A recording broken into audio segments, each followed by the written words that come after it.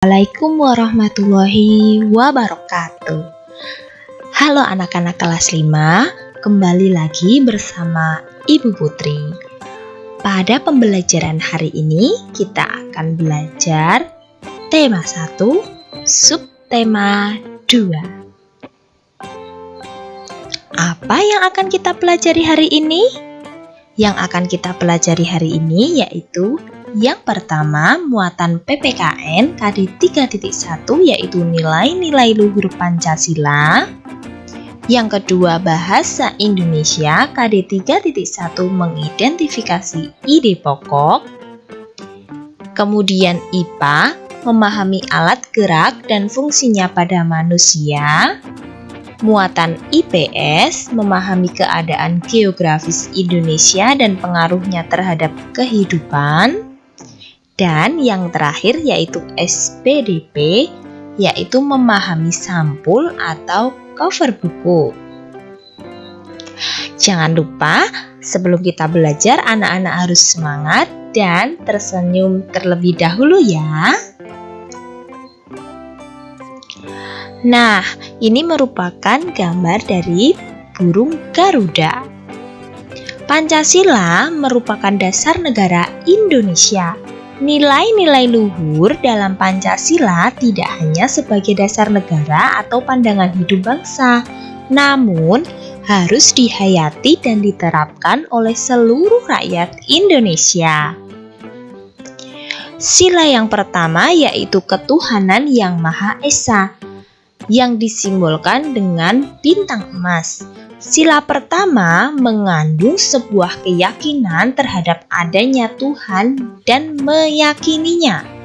Nilai luhur sila pertama diantaranya yaitu setiap warga memiliki iman dan takwa kepada Tuhan, menciptakan kerukunan antar umat beragama, dan menjalankan ibadah sesuai agama yang dianutnya. Coba anak-anak perhatikan gambar yang ada di layar. Di situ ada berbagai agama yang diakui di Indonesia. Setiap umat yang beragama menjalankan ibadah sesuai agama yang dianutnya. Sila kedua yaitu kemanusiaan yang adil dan beradab, yang dilambangkan oleh rantai emas. Sila kedua menjadi landasan hukum persamaan kedudukan warga negara di Indonesia. Contohnya yaitu melaksanakan kewajiban sebagai anggota keluarga, menolong anggota keluarga yang mengalami kesusahan, berteman dengan siapa saja tanpa pandang bulu, saling menghargai dan menghormati. Kemudian sila ketiga, bunyinya apa? Betul sekali, Persatuan Indonesia yang dilambangkan dengan pohon beringin. Nilai yang terkandung dalam sila ketiga adalah usaha ke arah bersatu membina nasionalisme. Contohnya bisa mencintai kebudayaan Indonesia, menggunakan bahasa Indonesia, melestarikan dan menjaga kebudayaan Indonesia, mencintai produk buatan Indonesia, sadar dalam menempatkan persatuan dan kesatuan bangsa di atas suatu kepentingan pribadi atau golongan, sadar terhadap keanekaragaman suku dan kebudayaan bangsa, dan menumbuhkan rasa cinta dan terhadap tanah air dan bangsa. Coba sila keempat bunyinya gimana anak-anak? Kerakyatan yang dipimpin oleh hikmat kebijaksanaan dalam permusyawaratan dan perwakilan, yang disimbolkan oleh kepala banteng. Nilai sila keempat adalah sistem pemerintahan di Indonesia di mana kekuasaan tertinggi berada di tangan rakyat. Nah, coba kalian amati pada gambar yang sudah ada di layar. Di situ ada pemilihan, kemudian musyawarah, dan jangan memaksakan kehendak sendiri kepada orang lain. Itu merupakan nilai luhur dari sila keempat. Sila kelima yang berbunyi keadilan sosial bagi seluruh rakyat Indonesia. Nilai sila kelima adalah hak dan kewajiban yang sama untuk menciptakan keadilan sosial dalam kehidupan masyarakat. Pada gambar itu contohnya yaitu gotong royong.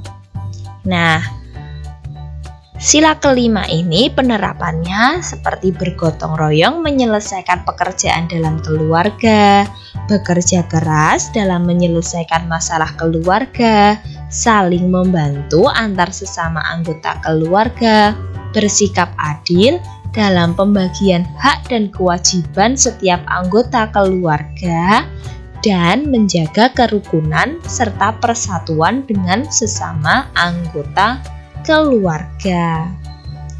Setelah anak-anak memahami nilai-nilai luhur sila-sila Pancasila tadi, kita akan belajar tentang ide pokok. Ide pokok atau gagasan pokok merupakan masalah utama yang diungkapkan dalam bacaan. Di mana kita bisa menemukan ide pokok, anak-anak?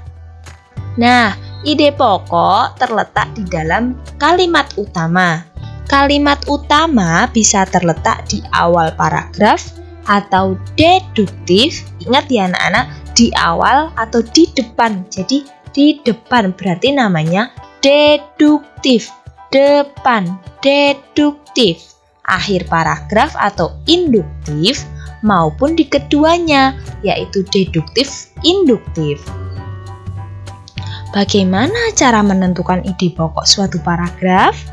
Menentukan ide pokok suatu paragraf dapat dilakukan beberapa cara, yaitu yang pertama, membaca dari keseluruhan teks bacaan, kemudian memahami isi bacaan teks tersebut, kemudian menemukan ide pokok bacaan.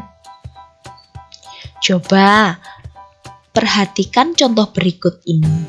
Bu Putri sudah menampilkan sebuah paragraf. Mari kita baca bersama-sama.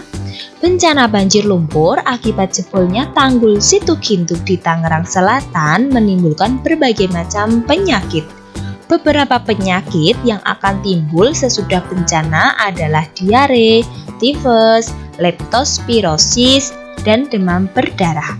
Masalah kesehatan pada korban dan masyarakat di sekitar lokasi bencana harus segera diantisipasi. Beberapa penyakit itu muncul karena lingkungan kotor dan sumber air bersih yang tercemar lumpur. Kalimat utama paragraf di atas yaitu kalimat pertama yang berbunyi bencana banjir lumpur akibat jebolnya tanggul Situgintung di Tangerang Selatan menimbulkan berbagai macam penyakit.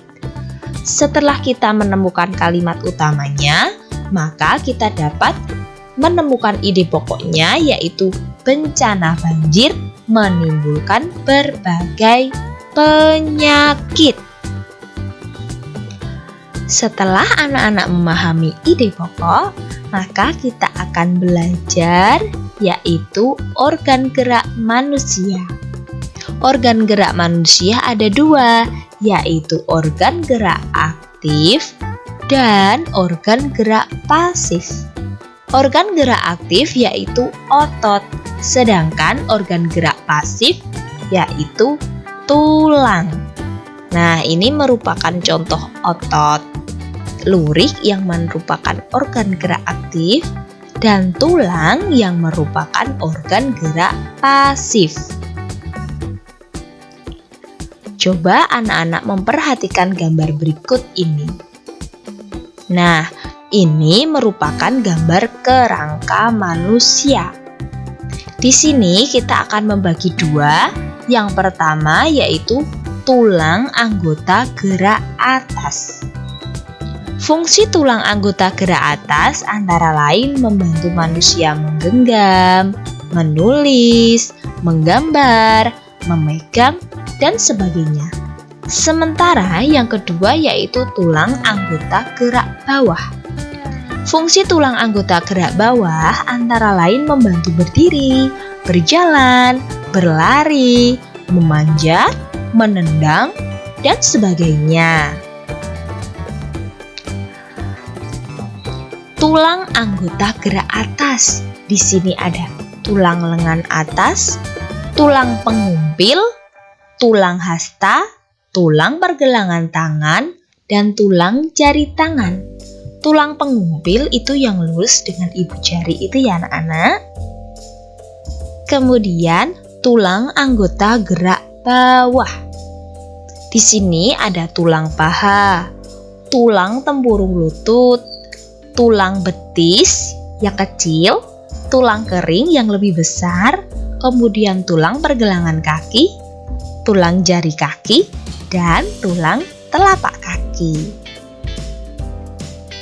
Setelah kita mempelajari anggota gerak tadi, tulang, kita akan belajar otot. Otot itu terdiri dari 3 jenis. Yang pertama yaitu otot polos, yang kedua otot lurik, dan yang ketiga yaitu otot jantung. Nah, berdasarkan gambar yang sudah Bu Putri tampilkan ini, ternyata ketiga otot ini bentuknya berbeda. Kemudian di sini ada yang bercabang, ada yang tidak. Nah, coba mari kita pelajari lebih lanjut tentang ketiga otot ini. Otot polos. Ini anak-anak, otot polos. Otot polos berbentuk gelendong dan tidak memiliki garis atau lurik. Adapun ciri-ciri otot polos, yang pertama hanya memiliki satu inti sel yang berada di bagian tengah. Yang kedua, bentuknya gelendong dengan kedua ujung meruncing seperti gambar itu ya. Ujungnya meruncing, bereaksi lambat, dan tidak mudah lelah. Letak dari otot polos yaitu di peredaran darah, otot urat nadi, otot usus atau saluran pencernaan. Dan yang terakhir, otot polos ini tidak mempunyai garis melintang. Selanjutnya, otot lurik. Coba kalian amati otot lurik. Di situ ada lurik-luriknya ya. Nah, otot lurik disebut juga dengan otot rangka. Letaknya menempel pada rangka tubuh dan digunakan sebagai alat pergerakan.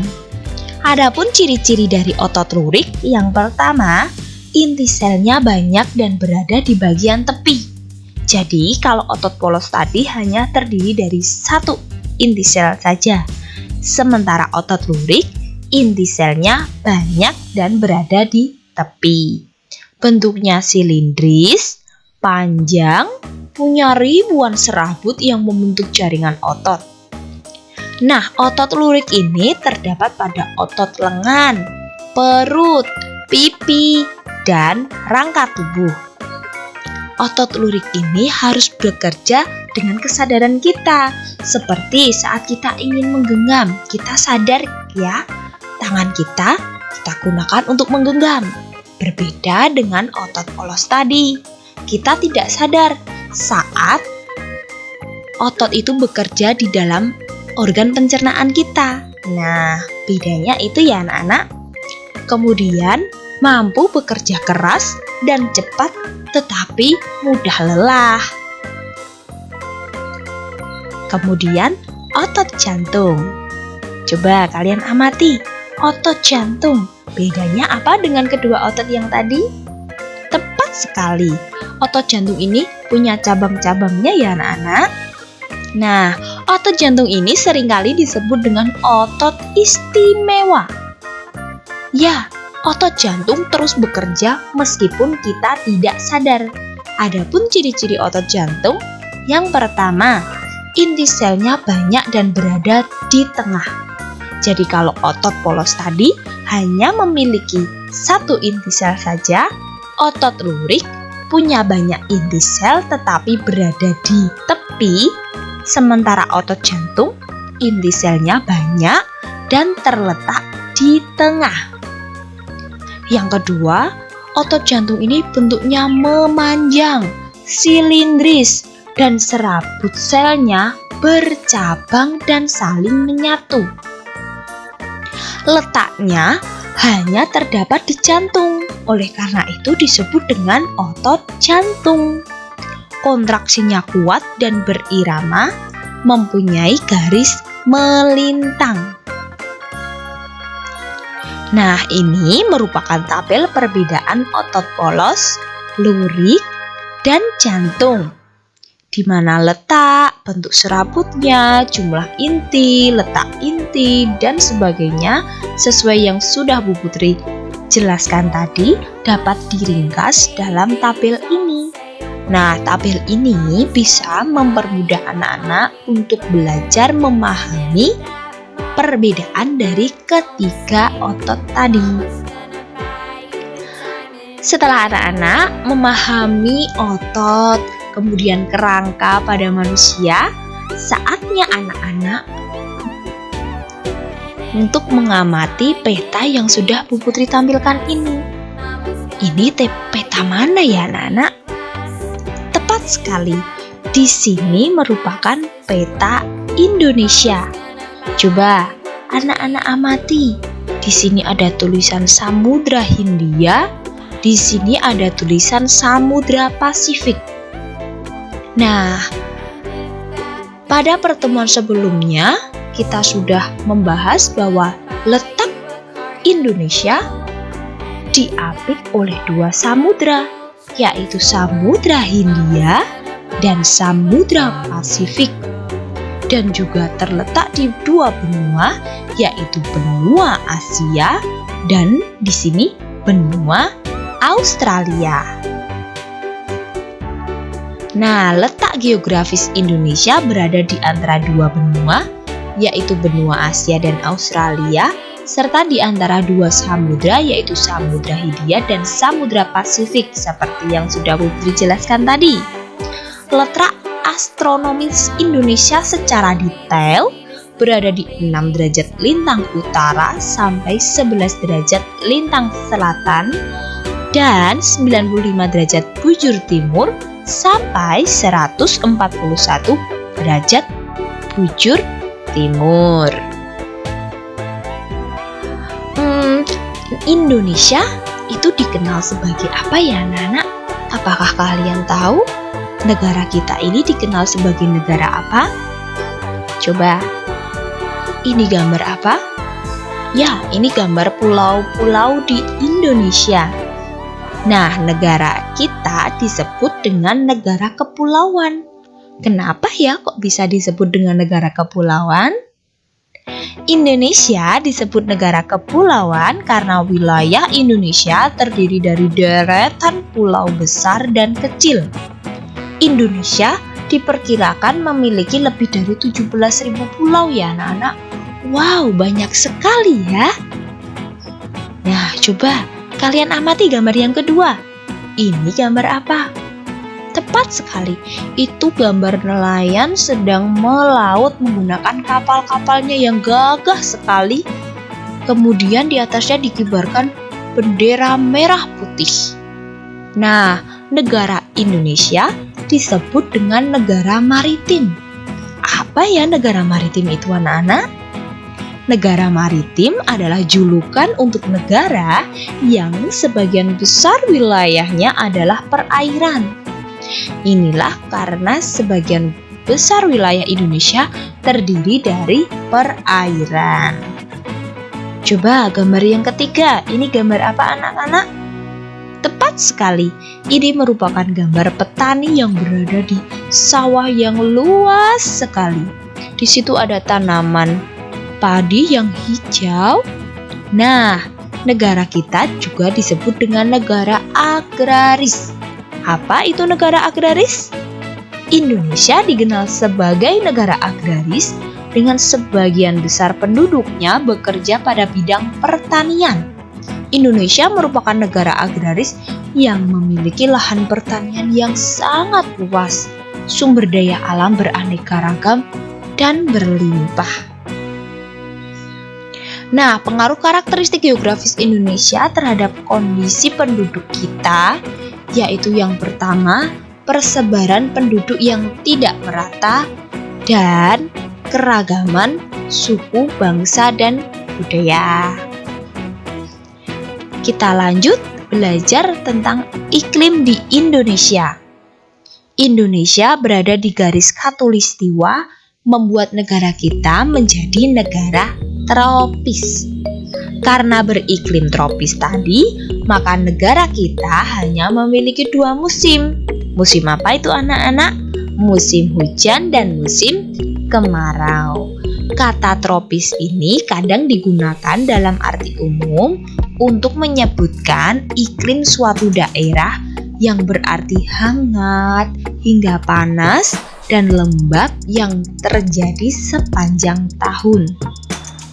Berikut merupakan ciri-ciri iklim tropis, yaitu memiliki 2 musim tadi sudah Ibu jelaskan, yaitu musim kemarau dan musim hujan, memiliki suhu udara yang tinggi sepanjang tahun dengan rata-rata suhu sekitar 27 derajat, tidak ada perbedaan yang terlalu jauh di antara suhu pada musim kemarau dengan suhu pada musim hujan, dan lamanya siang dan malam hampir sama, yaitu 12 jam.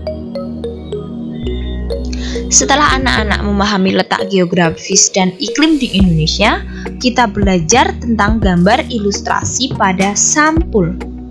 Sampul atau cover buku merupakan bagian terluar dari sebuah buku.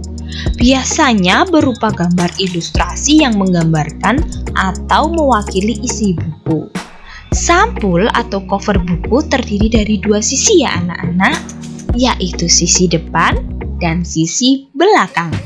Sampul yang baik harus bisa menarik rasa keingintahuan seseorang untuk membaca isi buku secara keseluruhan. Nah, berikut merupakan unsur-unsur sampul buku. Yang pertama, judul dengan pemilihan jenis huruf yang menarik dan mencolok. Jangan sampai judul yang ada di sampul buku itu tidak terlihat bahkan sampai tidak terbaca. Yang kedua, kalimat penjelas judul yang singkat dan mudah dipahami. Kemudian terdapat nama penulis, terdapat identitas penerbit, menyertakan gambar yang menarik, terdapat sinopsis isi buku pada sisi belakang, dan yang terakhir, terdapat identitas buku pada punggung buku. Terima kasih anak-anak, kalian sudah menyimak video ini dengan baik.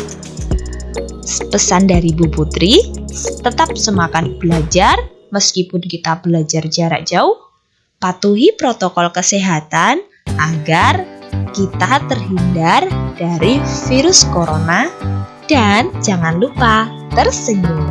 Cukup sekian pelajaran tema 1 sub tema 2 kita. Semoga ini bermanfaat dan mempermudah anak-anak untuk belajar dari rumah. Sampai jumpa pada video Bu Putri selanjutnya.